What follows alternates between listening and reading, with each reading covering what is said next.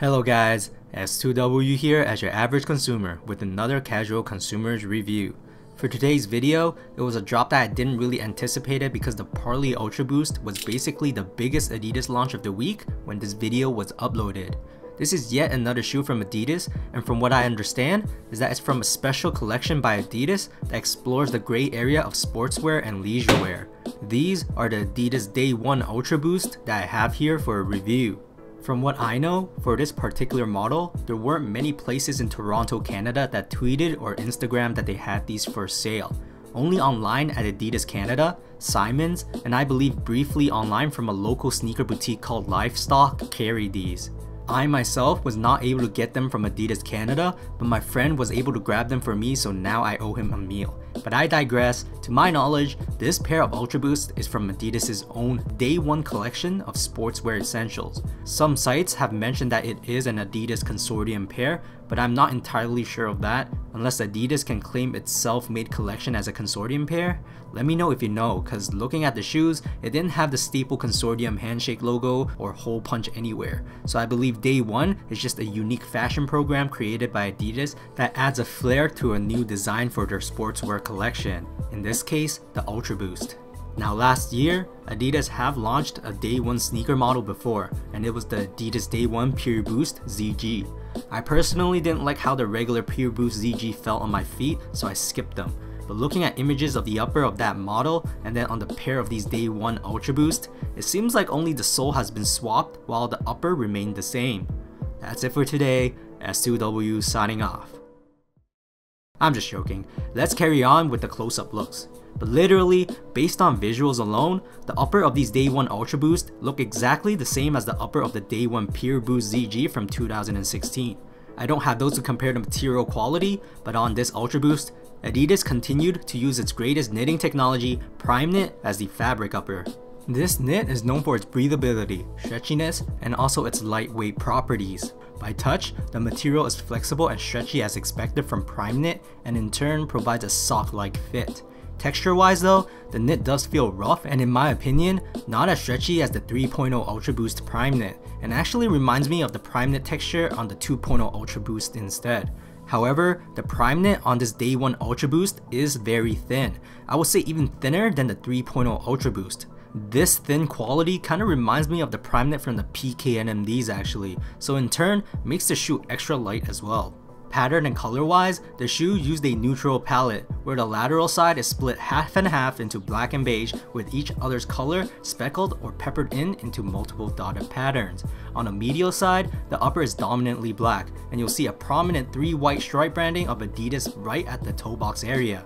Unlike traditional Ultra Boost, this Day 1 does not have a cage, but instead was replaced by an elasticated strap across the forefoot area, providing a secured fit and gentle hug to the sneaker. Moving up towards the shoe came laced up with a black and beige rope lace, but it also came with an extra pair of gray rope lace that you can switch up.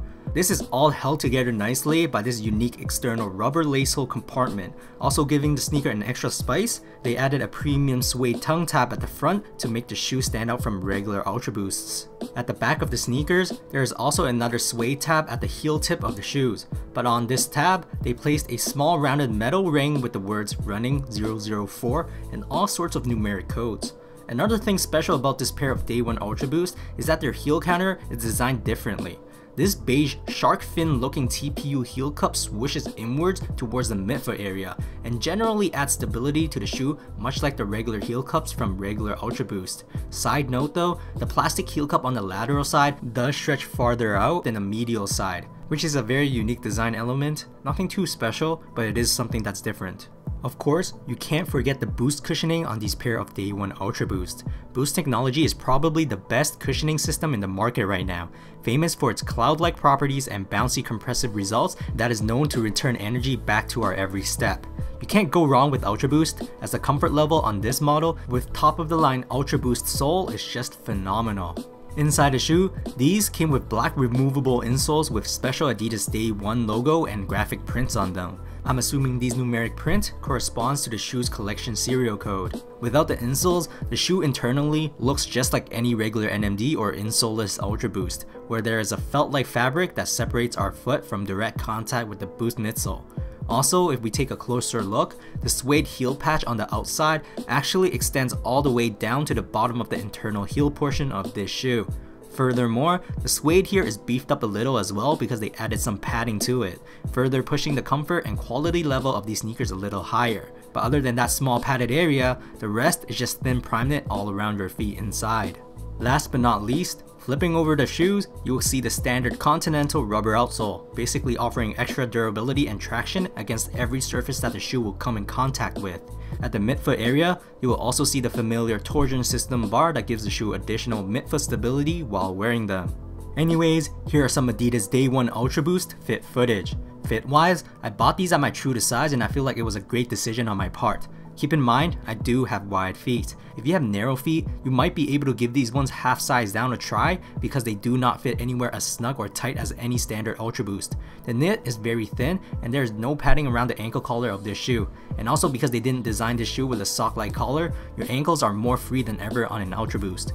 I would go further and say you might be fine purchasing these at the same size as your prime knit NMDs. I wouldn't recommend running in them even though they have an Ultra Boost sole because they definitely do feel less stable because it's not as constrictive as normal Ultra Boosts. Keep in mind, I don't even consider the 3.0 Ultra Boost constrictive at all, so think about that for a moment. The quickest summary I can say about the fit is that it has a relaxed fit more than anything. Honestly, the first Ultra Boost I've worn that does not have a constricting ankle collar, yet with a comfy sock-like upper that can wrap around the rest of your feet with the same standard Ultra Boost sole. It seems pretty amazing in my opinion. Comfort-wise, nothing much else needs to be added. Treat this shoe as a leisure lifestyle design and you'll be in love with these much like standard Ultra Boosts. Maybe even a little more depending if you like an all-around looser Ultra Boost fit. Price-wise, these retailed at 260 Canadian dollars before tax, which is the same price for a limited Ultra Boost here in Canada or even the Parley Ultra Boost that just came out 3 days ago from this video's upload date. I personally like this pair of Day 1 Ultra Boost more because it looks different than many Ultra Boost sneaker design-wise, with the same, if not a better comfort style that matches what I like, which is definitely shoes that are not super tight on my feet. As always, throw me some likes if you liked the video and let me know in the comments if you think they executed this sportwear leisure theme well on this shoe. It makes it more special when it doesn't seem like a lot of places had these here in Toronto. That's it for today. S2W signing off.